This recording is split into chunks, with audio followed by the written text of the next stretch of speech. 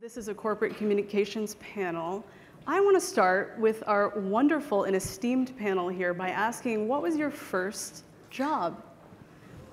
Okay, Sergeant, and we will also, why don't we start, tell us your title, what you do at HOK, and your first job. That's easier, right? Because that's much more recent. So my name is Kay Sargent. I am the Director of Workplace for HOK.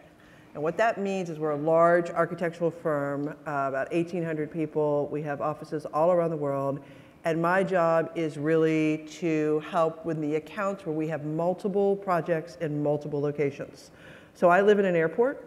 I travel all around the world talking to large companies about their workplace. And when you're designing workplaces of the future, you really need to understand what's coming. So I spend a lot of my time doing thought leadership, meeting with CEOs, and really thinking and ideating about what's coming. And my first job was so long ago, I can barely even remember what it was, but I think I've actually been working since I was like a kid. Same. And even like when I was 10 years old, I worked as an assistant as a catering thing. So I think I've just kind of been working my whole life. And I have 5 kids, so I'm gonna be working until I die. That's my retirement plan. So, you know, it just all blurs together. Excellent. And Catherine Williams, tell us what you do at JLL, and of course, what was your first job? Yes, so I am a workplace strategist at JLL. So I work with companies similar to Kay, working to understand their future needs, how they're going to operate the facilities, kind of a 360 view of the human experience in total for the workplace. I come to JLL from Capital One, where I was there 18 years. So I was actually a purchaser and user of AV experiences on that side of the house. As far as my first job, when I graduated from college, I was a part-time leasing assistant for some shopping centers in Richmond, Virginia, that no one else wanted. They were awful. So that was my first job. So really had to razzle-dazzle to sell some of those. Yeah, they were quite terrible. My first job, of course, was in a hair salon in Scranton, Pennsylvania. So I can wire your home theater, I can set up a projector and give you a fresh fade if you need it. So just let me know. So workplace culture, corporate communications, we're in a moment of reimagining what our institutions are capable of. So the large institutions, the small institutions are being faced with these questions of what is work? We have distributed teams all over the country, all over the globe. So take us through, Kay, what you see as the key trends in workplace culture and the corporate landscape right now from the HOK perspective. Yeah. I think our clients have awoken to the realization that change is not something that happens occasionally. It is the constant that we are living in today. And so because of that, they need to create environments and workplaces that are very, very flexible and very, very agile. It used to be location, location, location. Now it's flexibility, flexibility, flexibility. I think the other thing that they're acutely aware of is that we have neglected their best and their biggest resource for a long time, and that is their people. Everybody will tell you how expensive corporate real estate is. That's a lie. 80% of a company's money goes to their people. Only about 10% goes to their corporate real estate. And so if we as design professionals and in our industry, if we do anything to negatively impact the ability of people to be successful by squeezing the real estate too much or not giving them the tools or the IT that they need, then we could actually cost that company money, not save them something. So the number one thing today really is focusing on the people, and that means that we're focused on user experience. That means that we're really focused on how do we make the most out of what we have. That means that space is becoming a service for the people. That means that mindfulness and well-being is important because stress is a huge issue today because we are just constantly on. And so our job really is to help them create amazing spaces. And the other thing I think that's interesting is you all and people in the tech industry have made it so you no longer have to go to work. You don't. You used to have to go to the office. Even 10 years ago, I had to go to print things or to see certain people. But you don't have to. And so today in the corporate real estate world, the whole conversation is around how do we create amazing experiences and compelling spaces that people actually want to come to? Because there's lots of different options out there. And so it's no longer about, managing a facility. It's about creating a community that really focuses on the people. And I could go on, but I know Catherine has a lot too, so I'll let Catherine tag in here. So tag, you're at Catherine. So, thank you. So similar to what Kay says, what we see at JLL is that the workplace will become a destination. So a place for a chosen experience that you'll need to go have. So it wouldn't be because Kay's my boss and I need to go see her. She's not, but it wouldn't be because of that anymore. So we really see, from what we see co-working being a major trend in the workplace, as well as activity-based working and employee experience. And those are really need to be in support of whatever the business process is. So those activity-based settings really need to help support the business process itself. And as well as the labor trends. There's evolving labor trends in the market, and there's going to be something more called what we call liquid workforce, with more contingent labor and people in and out. So these designs that Kay and I are talking about in the workplace, they really support these core trends that's happening within the business. So the liquid workforce, remote workers, hot desking, I'm seeing this at our own publishing company, or Future Publishing. We've moved we were at 28th Street, we moved to a location off of Bryant Park, and no one from the sea level down has really dedicated space. It's all hot swappable, as it were. And you're seeing that really on the rise. Yeah, let me just put it this way. I want to give you an analogy. You go to kindergarten, you have a desk with your name on it, and you're really proud of that, right? And you sit there all day, and you're supposed to do your task. Then as you get a little bit older, you go to different classes throughout the day and you have a little bit more freedom, right? Then you go to high school and you get to choose some of your classes, et cetera. Then you go to college and you get to choose your classes, you get to choose your schedule. I'm an evening person, I'm a morning person, whatever that is, to maximize your productivity and your potential in your schedule. Then you get a job and you're back in kindergarten again, right? A desk with your name on it and you're stuck there all day. I mean, we don't even design zoos like that anymore. We don't. And so, everybody, if flexibility is what people care about, the most flexible thing in any environment is the people, not the furniture, not the walls, But we design space like we're potted plants and we're supposed to go and sit one place all day. And so the mindset is that we're designing space like it's a one-room efficiency apartment where everything is there in front of you and, oh my God, it's right here and I never have to move. Isn't this great? No wonder we're all dying at 2 o'clock in the afternoon, right? Yeah. It's not the best way to do. We should be designing space like athletes, right? Where you're doing a task, you're really focused on it, then you get a refresh break, right? Then you come back and you focus on it.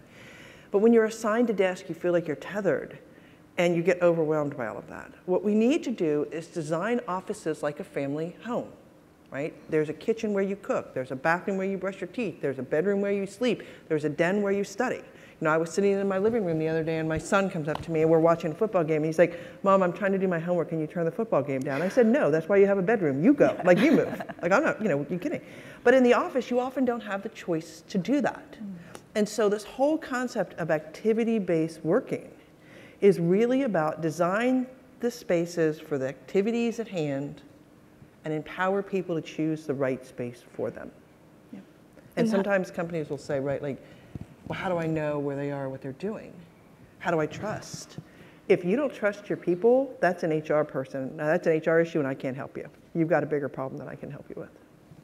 And how do you see AV leveraging that, or for good, exploiting these changes that are happening before our very eyes, as well as supported by what we see from the data from Gen Z?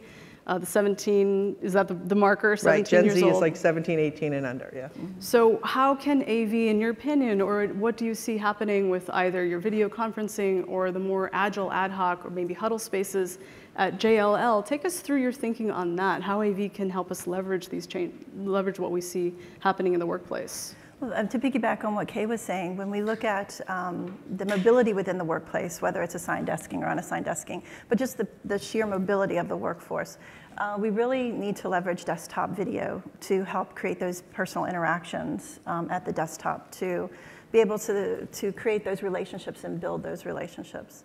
The other thing that I saw at my previous role was a real need around annotation real live, especially when you think about process work and things like, even me, when I work with a slide deck with the folks from Bangalore, you know, having that ability to be able to annotate live, real time, without having to cumbersomely switch off, you know, give it to them, me take it back, whatever.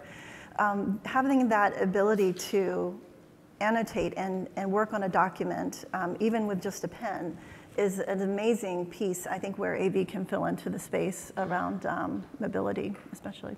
So I want to tag on this because this is a really important thing. What we found is that if you don't design the space that's tech ready, people won't use it. Yeah. Okay, so if I'm sitting at my desk and there's a quiet space, like if I'm supposed to get a phone call and there's a room I can go into, if I can't instantly go in there and connect to my computer and keep working, I'm not going to use it. Okay, so technology and having it kind of ubiquitously throughout the workplace is really, really important. Yeah. But what we're also finding now that's starting to emerge more and more is low tech or even no tech. Because we actually should design some spaces that don't have technology or have that marker board, et cetera, because sometimes you need to get away from it. And quite frankly, there's a great statistic. You know, people always talk about noise. Noise really isn't the issue that most people really have. It's actually distractions. It's a much, much bigger issue, and nobody talks about that. 57% of distractions come from technology, that ping factor, right? Mm-hmm. So they say that to get to deep, meaningful thought, it takes you it takes about 15 minutes to get to really deep, meaningful thought. But on average, we're interrupted about every 7 minutes in the workplace. And if you've got technology, you can be interrupted every 2, like the pinging of your phone, or IMing, or Facebook messages, or whatever, or you're delayed. And then to get back to deep, meaningful thought can take 20 minutes, because now you have to remember, where was I, what was I thinking, et cetera. So we're designing spaces that are making it almost impossible for anybody to concentrate. And so having low-tech solutions or no-tech, like quiet areas or no cell phone areas, are actually becoming more and more common for some of our clients. Because there is a real cost to the distraction of even from switching from one interface to the other. I'm on the laptop, now I'm on my phone, maybe there's an instant sharing, like a barcode click share or something, and you want it to be more seamless. And I feel like a lot of the tech managers that I interview for AV Technology are striving to get to that ubiquity of the seamless, moving from interface to interface, or just a user experience that adds cohesion rather than partitioning. But so, and just a reminder, some great questions are coming in through the iPad, so certainly ask away those questions for Kay Sargent of HOK, as well as Catherine Williams. And as a reminder, and I don't think we mentioned this stat, but JLL has 80,000 employees. We were trying to figure that out right before we came on to the panel. 80 countries. In how many countries? 80 countries as well. 80 countries, so 80 is the magic number. So a question from one of our attendees: how do you define different spaces?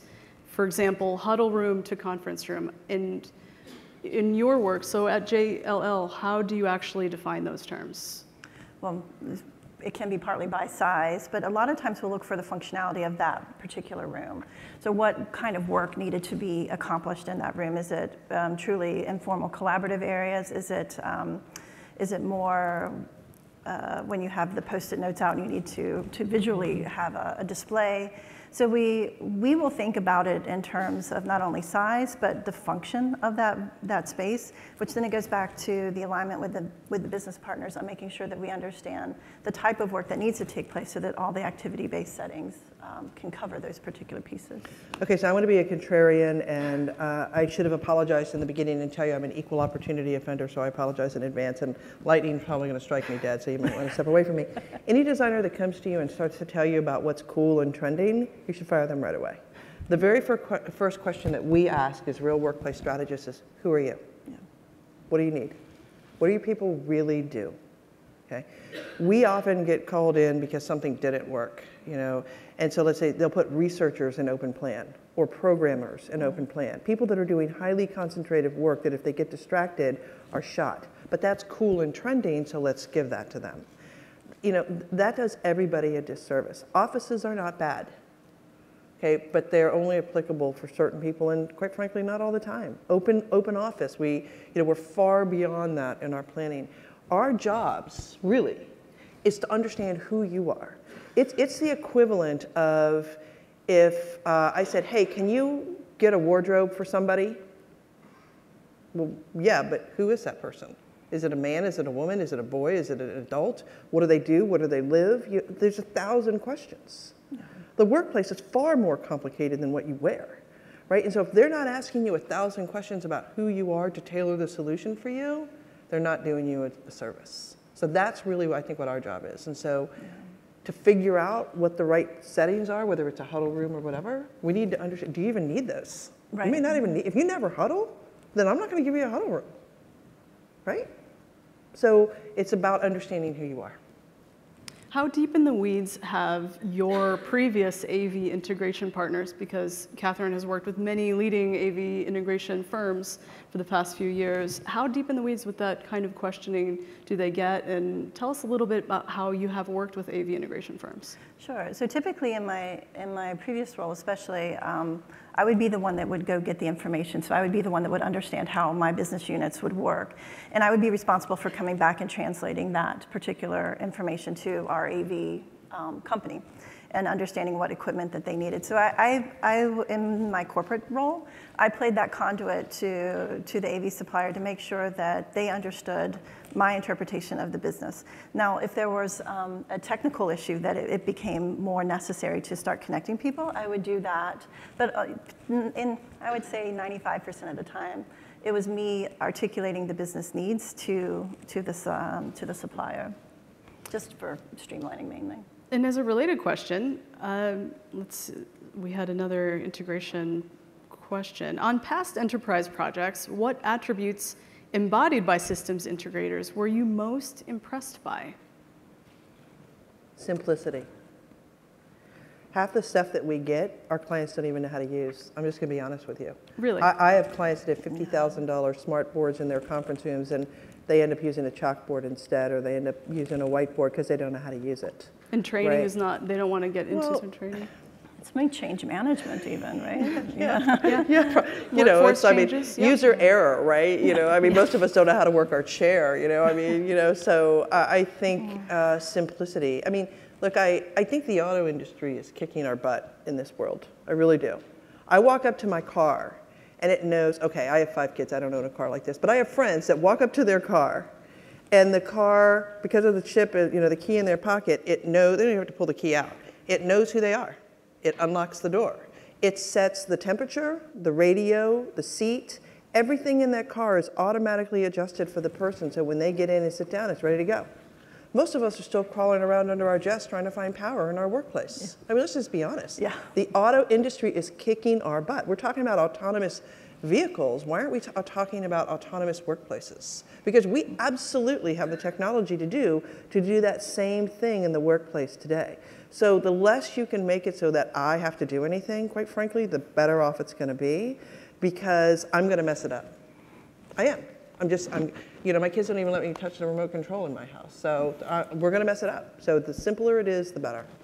So not all company cultures are actually prepared for flexible spaces, despite its on-trend appeal. What do you do to prepare a company, so this is for Kay, and then we can also ask how it works at JLL.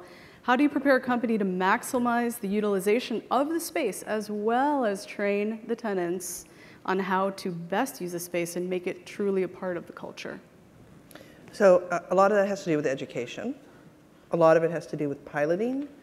And sometimes it's acknowledging and understanding that not everybody's going to be comfortable with it, right? So one of the things we'll say is, if we assign everybody a desk, then every desk has to be exactly the same. And everybody has to sit in their desk, and they don't have a lot of choice. If I go unassigned, I can give you a variety of settings. And there are probably going to be about 20% of the people that are going to be creatures of habit, and they're going to want to sit in the same desk every day, and that's just what they want. That's one of your choices. You have that option. But your option to do that should not preclude everybody else from having the option to go do what they want to do. So it's about having honestly, it's compromise. It really is. And it's about making sure that we accommodate everybody and give them options and choices. And do you find that either, is it the neighborhood approach or just having those spaces that are almost like designed like the home, are they in use at some of your facilities with JLL? Yes. You have a variety of huddle spaces, executive suites. Tell us about some of the different kinds of spaces you have. Oh, so for different types of activity-based working. So we'll have stand-up areas. So if you have a engineering type firm, so they are a team, they'll have oftentimes stand-up areas where they can in real time change their processes and have post-it notes everywhere. Then there's informal collaboration settings that are there, and they can be of different designs. Some of them are tech-enabled, some of them are not tech-enabled. But it really depends on really what we're looking for that business function to happen and how those processes occur organically within those particular groups. We do find that typically what I find that works best is when you have a neighborhood with embedded activity-based settings. So rather than more centralized activity-based settings, you have them centrally located or embedded within the particular group so that way they're, usually you have 4 or 5 types of settings. When you peek over your desk or you stand up, you can typically see kind of 4 or 5 different settings around you. Can I add on about the word executive areas? There are a lot of companies right now that the executives have gone free address, right? They don't necessarily have an assigned office. I'm going to be brutally honest with you. And we've designed some of them because they want to talk the good talk and they want to set the example and they want to do that. Most of those guys are either outside of the office the majority of the time, or when they're in the office, they're in their conference rooms. So typically what we'll have is an executive area, or an area of the building that's assigned to them, where there's an open area where they can all sit, right? And then there's a lot of conference rooms. And it's always surprising to me that if there's 10 executives, there's usually about 10 conference rooms in that space, right? And that's honestly where they probably spend the most of their time. And in some cases, we'll actually design kind of a ceremonial office. Because if you're dealing with a client from Asia and you don't have an office, you lose face. A lot of these companies are dealing with people, if you're a law firm or whatever. Hierarchy is not dead, and it's not, quite frankly, a bad thing. You need to be really honest about what is your company and how is it functioning. I'm a firm believer that the way your space is designed should be a reflection of your organizational structure. Culture too, but structure. If I take a company that's very, very hierarchical, and I throw them all in an open space, everything about their culture and their process and how things flow falls apart. It just doesn't feel genuine. It doesn't. No. Right? But if you take Zappos, where everybody's responsible for something but nobody's responsible for anything, or whatever, you know how to say that adhocracy, and you put them in offices, they wouldn't be able to function. So it's really important that you understand the company and the nuances and create the right space. And if I can add on, when I think about free address, because I think the original question had a bit about free address, sometimes it's just, there's a timing issue, I think, with free address. Like you have to need to want it, because it's not always your go-to position for cultural reasons. And so I think having the pilots that Kay was talking about is key to begin to plant those seeds, and also start to plant the seeds from like a business case. I'm working with a company now where we're priming the pump, because they will need it eventually. They don't need it today, but they need it eventually. Like a justification. Yeah, a justification. Right. So if you want all these activity-based settings, that's more square footage. So you can either go get more square footage, which is money, which is fine. That's an option. Or you can go to a more free address and create more efficient space. That is equally an option. So starting to kind of outline the option sets for the leaders, and when that puts them in a position that when they're ready for it, culturally or business needs, whatever the case may be, that they're able to proceed a little bit easier. Yeah. In a related question, do you often see a disconnect between change management and IT groups at certain companies? And what do you do to recommend how to bridge that gap to embrace more appropriate AV solutions? And then I'm going to ask about how AV and IT are defined within your organizations. But let's go with that first. So between change management and IT and embracing more appropriate AV. Catherine, why don't you take us through how you feel about that, at either your experience at Capital One or JLL? Sure. At JLL, I do a lot of change management, and that's oftentimes what we're hired for. In my previous corporate role, we did change management as well. And I think that there's a difference between change management and a good communications plan, right? And change management is when you can look and feel and touch things, and you can use them, and you can have experiences with what that interaction is going to be, rather than just reading a particular email or a booklet on it. So I do see that there are times disconnects between, it can be even any of the three players, so HR, IT, and real estate. Mm-hmm. When you go into flexible work arrangements, HR is a key component. The policies have to be shaped around that, as well as the tech policies. But so I can see disconnects between all three of those from time to time. And I think that how I've bridged them as a consultant is really try and articulate the what's in it for each particular group. Because we typically, when we engage in a particular project, we'll have common values and principles that will go forward. And then we true back to those as we go through the process. So I think, and I'm sure we're going to agree on this one, one of the very first things that we do is we say we got to have the IT guys at the table with us if we're talking about change management, okay? Because number one, if you don't have the right tools to support what we're changing to, don't even bother, okay? The second thing is most people need to hear something or see it at least 3 times before it sinks in, okay? And the first time we talk to anybody, I mean, I could tell you how fabulous everything is going to be, and there's only one thing that anybody in the audience hears the first time they hear that we're going to change something in their space. Me. Oh my God, what's that going to do to my commute, my space, my this, my, right? You have your my filter on. And so you have to repeat it multiple times. And IT is really, really important, and AV, in helping us put up boards, communicate the information, have a space where people can ask questions and we can post the right answers, because bad information and rumors will just kill a project faster than anything else, right? People will say crazy things, and it's like toothpaste. Once it's out of the tube, you can't put it back in. So our job is to answer it so fast that we're plugging that toothpaste page, right? So having boards where they can put things. One of the things we say is, right, create a website where people can, all the latest information is there. So when someone says, did you hear that, we're going to have to park a mile away and blah, blah, blah, blah, blah, blah, blah. It's like somebody else is like, that's not true. You can go on the website and see, yeah, that's not true. See, it's right there, okay? So it's absolutely a critical part of any success. Yeah. How important is the measurement of activity, data, and analytics, and how do you approach doing it? So what are your takeaways for this group of attendees? So we have, I'd like to see a show of hands. How many of you are AV integration providers? Show of hands. And then also AV and IT managers, so on the end user side?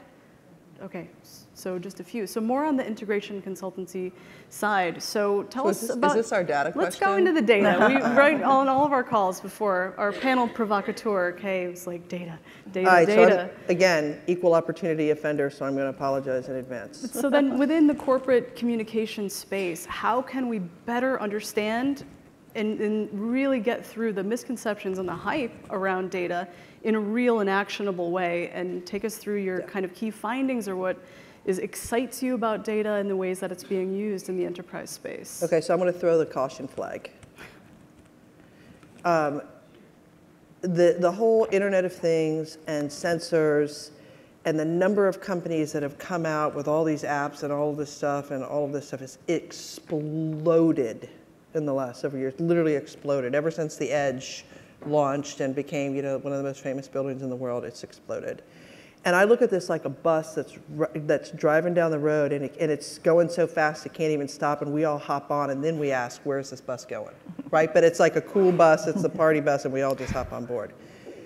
I think you're driving it. Well, I'm in the back pulling on the brakes, I'm gonna wave the caution flag, because we are living in a time where we have access to so much data, it's kind of overwhelming. But not all data is good data. Not everything that can be counted counts. And so the most important thing that we need to be asking our clients is, what is the problem that you're trying to solve? What are you doing? Why? Then what are you going to do with it? And how are your people going to feel about it? Okay? So we have companies that are collecting all this data, and I'm gonna go back. I'm gonna age myself. In the late 80s and early 90s, anybody in the audience? You probably don't want to admit that you remember those times. Okay, all right, thank you. Do you remember when you could put barcodes on everything. Oh my God, we can barcode everything. We can know where everything is. Let's do it, right? And we went through this period where we were insane. We put barcodes on everything, on every chair, on every this, on every that. Everything had a barcode on it. And then companies realized we got to create a database, and we got to have somebody manage that, and they're going to track this. And then we realized we were spending more money trying to figure out where this stuff was moving around in the building than it would have cost to just buy a new one. And people, do you see anybody barcoding everything today, like in the furniture, and facilities? Maybe a little bit in IT world, but in our world, no. Because all of a sudden, everybody jumped on that bandwagon before they really thought about what are we doing with that, okay? And so what we found is that if you have sensors all over the place, and it's going to track what you're doing, and how you're using space, and how you feel about it, and who showed up to the meeting and who didn't, we're not going to like that. And we're going to find workarounds around that. But if we can use those sensors to empower people to make the right choices, that's when it's useful. And the other thing is there's some companies out there, specifically in the big box coworkers, that are saying they're collecting all this great data because they have sensors on everything and they can tell you what people used. Okay. Well, just because somebody didn't sit in a chair doesn't mean that it's a bad chair. Maybe it was broken. Maybe it didn't have power. Maybe it was in a loud spot or in a hot spot. And just because somebody was sitting in a chair doesn't tell you that they were even awake. Okay? So we need to triangulate any information we get because we have so much thin data right now, we're going to make a lot of stupid decisions and a lot of dumb choices based on that. It has to be thick data. And we've had sensors for hundreds of years. Us. We are the best sensor out there. And we need to validate any information that we're getting from these sensors and make sure that we're doing it smartly, intentionally, with purpose, and that it's thick. Yeah. I mean, there are a few, there are actually more and more systems in the the Pro AV space, the Crestron Fusion, there's Barco Overture, et cetera. There are a variety and they're growing. So would you recommend that the technology providers create more of their own nuanced approach to data? How do you see something that's both actionable and valuable as the need for not thin data, but more meaningful data and the stories that data tells as we continue that along this high-speed bus that's going to crash over the cliff? Use it to empower people, okay? Trust your people. So if I have an app that tells me, so for instance, one of the things that we always struggle with in our world, everybody tries to make every building the perfect temperature. It's never going to happen. I'm always going to be hot, you're always going to be cold, it's never going to happen. What I want though is an app. Sensors that tell me this side of the building right now is 3 degrees warmer because the sun is on that side of the building. And this area is colder, and this area is noisier, and this area is quieter. And this area has more access to sunlight right now, and this one is a little bit darker. So let's say I'm getting a migraine, and I don't want to sit by an open window because I'm getting a migraine because of that. I can look at this app and say, okay, I'm cold, it's too loud, and it's too bright. Where is a spot that I can go to that's darker, quieter, and and it's the right temperature for me? That is when we use sensors to empower people to be more productive, rather than saying, you never sat at your desk today. I was in a meeting all day that you sent me to. What do you mean I was never at my desk? What did you expect, right? Empower people and trust that they'll use it to the right way. I think I've used that line. So, is IoT in use at any of your facilities in your 80,000 countries? Yes. 80 million countries. Yeah, exactly. 80 million countries. Yeah. Yes. No. We do use that quite a bit. You'll see a lot of integration. What she was talking about, Kay was talking about, was around the app. So that's one of the key bright shiny objects right now, is being able to give people the information that they need to be able to make their own choices around how they'll use their day and how they'll be most productive. And so how do we push that information out in a concise way is one of the key things that we work on with our clients as well. You guys have done a lot of great videos too around Internet of Things and how it can empower people. Yeah. There's like a day in the life, I think, video that you guys have that shows, you know, you show up at the office and it knows you're there and it makes your cup of coffee for you. Workplace And, 2030. Yeah, Cool. It It is amazing how they predict the Internet of Things will be able to just forecast your behaviors and how you'll be able to work productively throughout your day, and regardless of where you may be. So we talk about an app as an experience in the workplace, but what happens when we think about the workplace is my life experience, as I go through my own life, and if I'm going to go to the co-working location in Richmond, or the office in Richmond and not DC, how do we predict that behavior? So what I'm hearing foregrounded is that personalization, as well as standardization if you have a global enterprise. And for our magazine, we had a cover story, Mohammed Sagari, who's the AV manager of Uber, and he has locations all around the globe and growing rapidly in certain regions. Yeah. So he's trying to look at ways to standardize the AV use across his sites.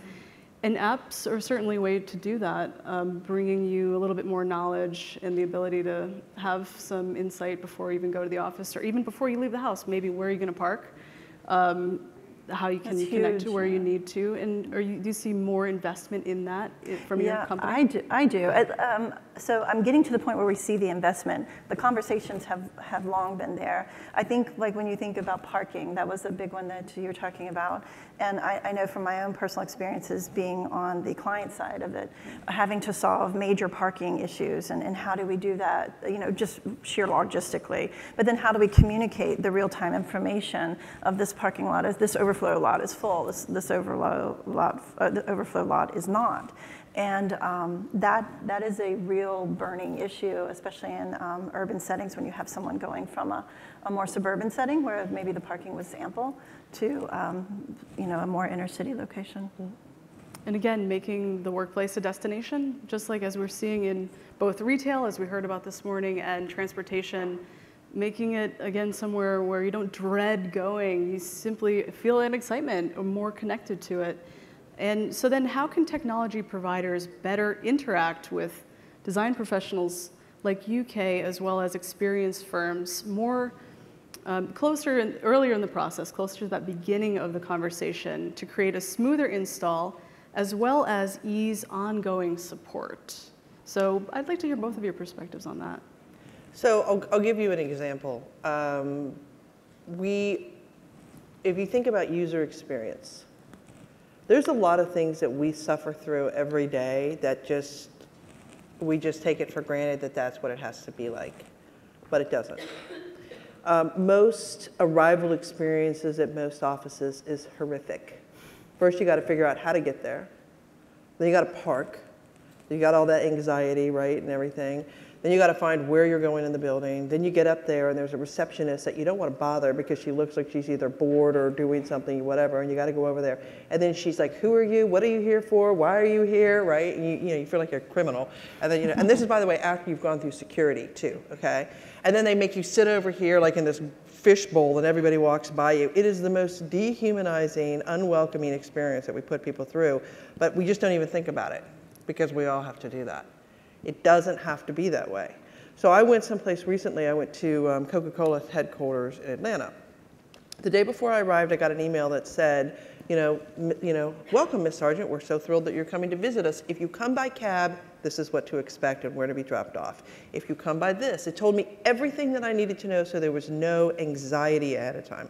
I knew exactly what to do. When I walked in the door, the guy came out from behind the desk and he said, "Hello, Mrs. Sargent, how are you? Welcome to Coca-Cola. So glad that you're here." Now, I'm feeling really important right now because I'm like, this guy knows who I am. Okay, well, duh. I mean, same thing like if you go to a Ritz-Carlton or something like that. Like, they look at your bag. They look at your name bag. It's not like your name isn't there. And by the way, it's not like this guy didn't know I was coming. I had an appointment. They knew exactly what time I was coming. They knew who I was coming. They just took the time to look and to clue in. And it's not like they couldn't, what they did is they had it linked to their LinkedIn, so instantly my face came up. They knew who they were looking for when I walked in the building. That experience was unbelievable. I went in there thinking, I'm special, this is amazing, this is a great experience. Can we get you a Coca-Cola while you wait for such and such to come? And why don't you sit over here in our cafe and here's the Wi-Fi password and you can check out. And I mean, it was an amazing experience. Experiences don't have to suck, right? And so we can use technology to improve the experiences, and we're not doing that enough. And we need to get better at doing that. Do you have any insight from your experience with JLL or in related ways about how we can forge these relationships or deepen or cultivate these relationships so that, again, we're going to ease ongoing support, but also just elevate the bar, really elevate the experience? In my mind, I think the conversation has to sometimes get elevated to the right level so that there's a shared set of priorities. I do believe that any tech partner, whether it be architect or AV, needs to be brought in the beginning of any project so that way you can understand where there are maybe disconnects or different strategies. So, we may be, looking for a great user experience similar to what Kay was talking about. But if the technology isn't there and no one is aligned on those particular pieces, you'd be surprised how much disconnect there can be within an organization if those overt conversations haven't happened in the beginning. And in the beginning is 2 years in advance of a large scale project at least. So that would be, from my learnings, having a fully integrated team on a large project, including AV at the table, is really a must in order to have it delivered successfully. Yeah. And more experience, not less, more knowledge, more learning, perhaps even attending experience design shows, or what do you see there? Again, helpful, just useful takeaways for our attendees about how to bring more of that into their bailiwick. Assume we know nothing because we probably do. I mean, I'm sorry to say that, but most of us kind of think what you guys do is magic. We really do. It is magic. And don't assume that the architects and the designers or the real estate people or the heads of corporate real estate have really any idea of what you guys are talking about 90% of the time. We really don't. What we want is for it to work. And so, I think that you guys are absolutely invaluable. And quite frankly, I wish that this conference was filled with architects and designers and end users, because I think we all get in our silos and we preach to the choir. You guys should all be going to Cornet and IFMA, where your end users and your clients are.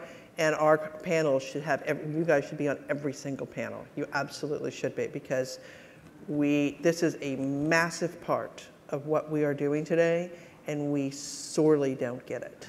Yeah, I would agree. I mean, in my corporate role, even when I was responsible for transactions, especially in other countries, I would always have my tech people there at the time of due diligence on the property to make sure we even had the right connectivity from an InfoSec standpoint. And that's really key, I think. Yeah. Lots of opportunities, though. I think that's what's really exciting. Maybe we don't have the language yet or the best practices yet to bring more of that in terms of corporate communications or across the vertical, really, but some really new exciting opportunities. We have one more question through the iPad, and then we're going to open it up. There'll be a mic traveling around. So this is a wonderful question. How do you design shareable workspaces for technology-defined roles? So, example, CAD operator versus a sales and marketing or accounting. So what are some best practices or ways to think about that are useful and pertinent to the AV space? Somebody said something to me once, actually it was a few years ago, and it totally changed the way I thought about this. Everywhere you go, you probably sit, right? But you don't walk around carrying a chair with you everywhere you go, because chairs and spaces, they're everywhere you need to be. We're going to look back in 10 years, maybe sooner, you guys tell me. We're going to look back and say, I cannot believe I lugged all that crap around with me everywhere I went. Everything's in the cloud right now. All I need is a screen or something like that. And we're going to literally, it's going to be ubiquitous. And we're going to be able to walk into environments. We're evolving from BYOD, bring your own device, to select your own device. And there'll be a variety of things. I mean, you think about the security of people bringing their personal laptops or their company laptops home. I mean, the nightmare that really is, yet that happens, and who's on your laptop and how, you leave it places or whatever. And so I think that we're going to get to a point where It's everywhere we need to be, and all I need to do is log in. And automatically, wherever I am, it will come and find me, and it will pull it up. I don't have to lug it all around with me everywhere I go. Yeah, no, I don't have anything to add. That I think that is where we will be going in the future, absolutely. More cloud. Yeah. More data. Well, and then it poses an interesting problem, especially when you talk about highly regulated issues, Yes. Industries, and how do you work through the barriers? I know lots of times from my corporate role, I ran into InfoSec issues lots of times, just couldn't get past the testing and the requirements from that standpoint. So that's a big barrier sometimes. Yeah, and the other thing is, if we're designing a workspace and it's activity-based working, we'll design some workstations so that they have 2 monitors, some that don't have any monitors. Some that, like I travel all the time. I have a laptop. I don't like to go in and to dock and have a big monitor, because then when I'm traveling, I have the little teeny monitor. It's like, man, this sucks, right? So I'd rather just always have that, so I don't have that comparison that I'm dealing with. But other people, if you don't give them 2 monitors, they're like, I can't function, oh my God. And some people have 3 and 4. So it's just like you give them a variety of settings. You give them a variety of spaces so that they can have that, right? There's a variety of IT solutions as well. And are you seeing the demand for huddle rooms going up or going down, lateral? Is it more of a horizontal question? I think right now in our industry, the word collaboration was so grossly overused and overapplied. Even people that consider themselves highly collaborative still spend about 50% of their time doing heads down concentrative work. So what we're seeing is a rebalancing and a refocus on focus work, and having spaces where people, we don't probably have as many huddle rooms, but we might have more solo focus points or places where I can step off to the side and just signal you, I want to be in this area with you. I just want to tell you, don't bother me right now, right? Like, don't come, and I don't have to hide in a box like this where I feel like I'm confined to do that. In the fishbowl. So I think we're having less huddle rooms and a variety of different options that people can go to. Yeah. Do you concur? Oh, absolutely. Yeah, absolutely. Great question. Fabulous questions. Thank you. And now some time for live Q&A. I know you have burning questions for our panel provocateur, Kay Sargent of HOK. Great. In the front row.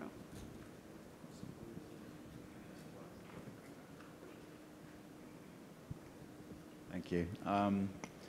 One of the trends that we've seen is the move of consumer technology into the workspace. I'm presuming you've seen the same thing. As the proud owner of 17 Alexas in my home, and I can walk anywhere and just stuff never works, but I can at least talk. Do you see that voice coming into the workspace is going to happen, and do you think it's a good thing? You mean like Siri? Voice control. Yeah, voice control. Yeah. It's funny because everybody makes fun of me because I always talk into my phone, and I've been doing that for years. And people always say, "Oh, I can't believe that you do that." And it's maybe the one thing I'm actually ahead of. Yes and no. I think that yes, I think it will. Like my laptop, if I could talk to my laptop and have it do stuff, absolutely, and I think we're trying to do that. But you also it has to get to a more sophisticated level where if there's multiple voices, et cetera, it can distinguish that. And I think that, we've had some really interesting things in the houses. I don't know if you guys heard this whole scenario the other day where a husband and wife were fighting. And one of them accused the other one of having an affair in the office, and they said the name, and Siri misunderstood and thought that they were saying, call that person. So she called that person, and his answering machine or whoever's picked up and recorded their entire conversation. And the next day that person walked in, right? So we have to just get a little bit more sophisticated before we get to that point. But yes, I absolutely do believe that we're going to get to that point, and that's important. Yeah, I would agree with Kate. It needs to get a bit more sophisticated, similar to the apps that we've seen over the past years. And I know from a suite that I did in London, we were looking at doing a chatbot as part of the FAQs, so like putting in FAQs in the chatbot. But it was just too much. It was more cumbersome than I expected. So that was going to be part of our, nouveau change management approach to communicate. But it's not quite there yet for us to use it in a scalable way. In terms of scalability. But I want to visit your house now. Just saying. And in the Pro AV space, we do have investments in strategic partnerships. Harman and IBM Watson, there are cognitive rooms. So I definitely think it's going to become more interesting. I'm not quite sold yet, but. Well, I was at a conference recently, and ISS was talking. It's ISS, right? ISS was talking about some of the technology that is coming, and everybody in the audience was like, "Ooh, ah!" And then all of a sudden, there was one point where everybody was like, "Eh," and you could tell it was the point that they went too far. So what they were saying is, not only can we sense how many people are in a room, that that it's being used. B, how many people are in that room. Now, because of facial recognition, we can say John, George, Billy, and Sue were in that room.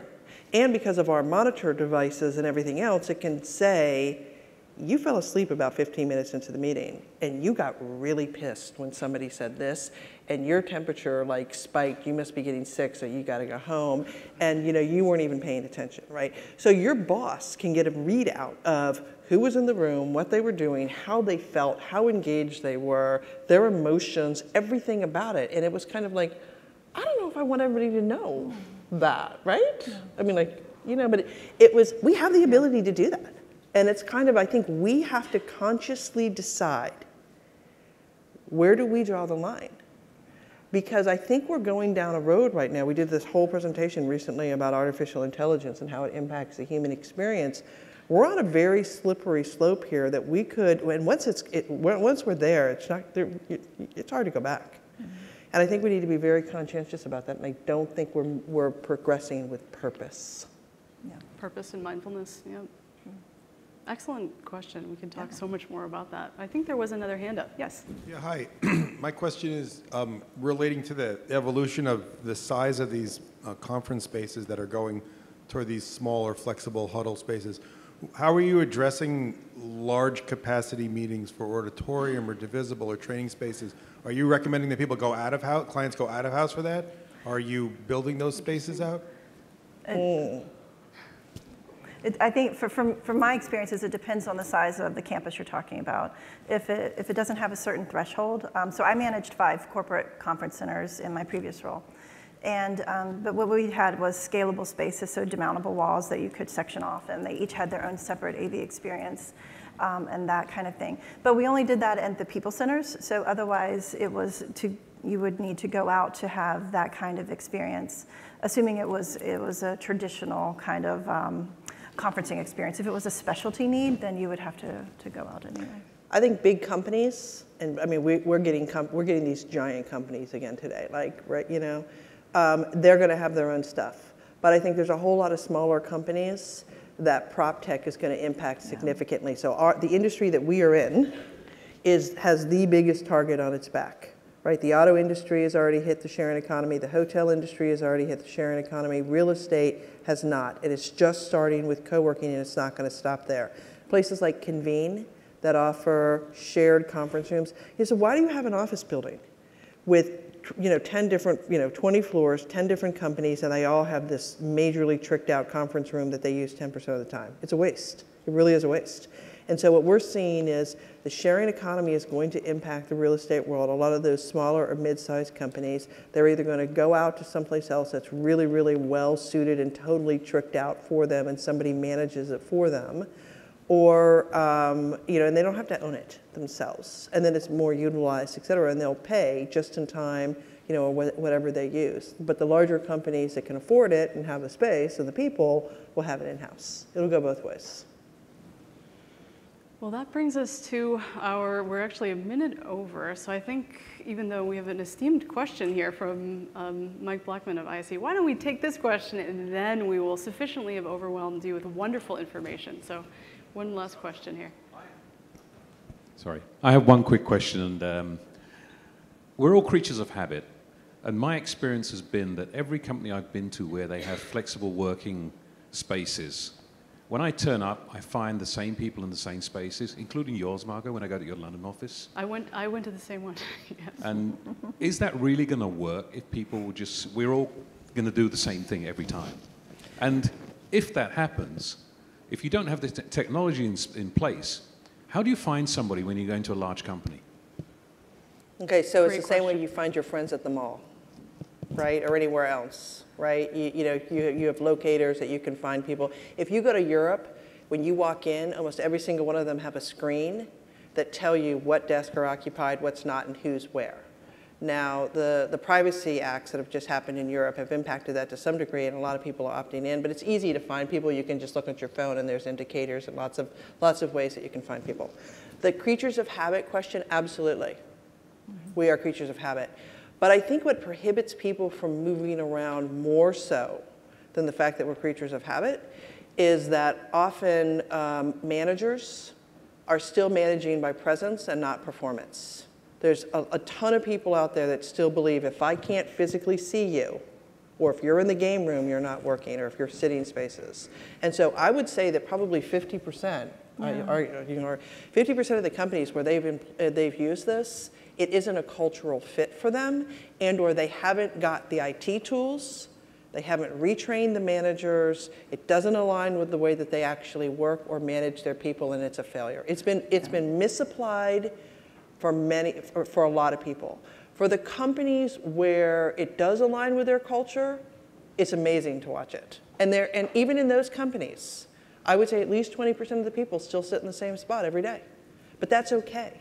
It's okay. Because there's a whole lot of other people that aren't. And it allows companies to better use their real estate and to give people options and choices. Yeah, if there isn't a champion within HR to untether people to their desks, it will do exactly what Kay just said. It won't do really anything. You won't get the benefits out of it, what we're esteemed to be. But once you have the benefit of the people knowing that it's okay to leave, and they are measured by their performance, not by their presence, then that is when the game changes.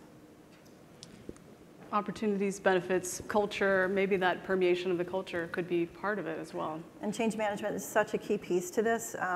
Back to that alignment with HR. Without buy-in from HR, it's really difficult to move this needle. I'm going to say that I can design the most amazing space for you. But if it does not align with your IT, your process, and how your people function, it'll fail. Absolutely. And I actually will have done you a misservice. All of those things have to be in line, which means that IT, facilities, real estate, and HR all need to sit at the table together. We all need to sit at the table together and make smart decisions. And HR isn't often at the table, and IT is still often thought of, we'll get to that later. We'll incorporate that stuff later. That's a huge mistake, huge mistake. As a real estate leader, I don't know how you can do a project today without involving IT and HR at the table. And for it to be successful, I have no clue how that would even happen. It would be by accident. By accident. Yeah. Thank you for the questions. Yeah, thank you. No, excellent questions, and thank you so much for your great attention. And a wonderful applause to our inspiring panel of Kay Sargent of HOK and Catherine Williams.